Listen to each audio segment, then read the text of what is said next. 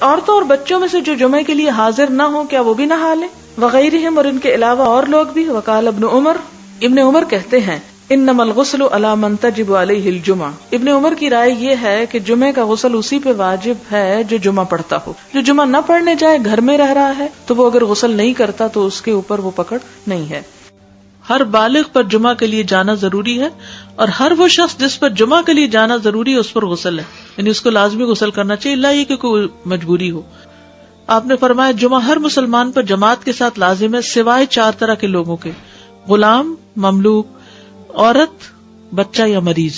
عورتوں کے مخصوص حالات کی وجہ سے ان پر فرض نہیں کیا، لیکن اگر اپنے چوائس سے وہ پڑھیں تو اچھی بات ہے.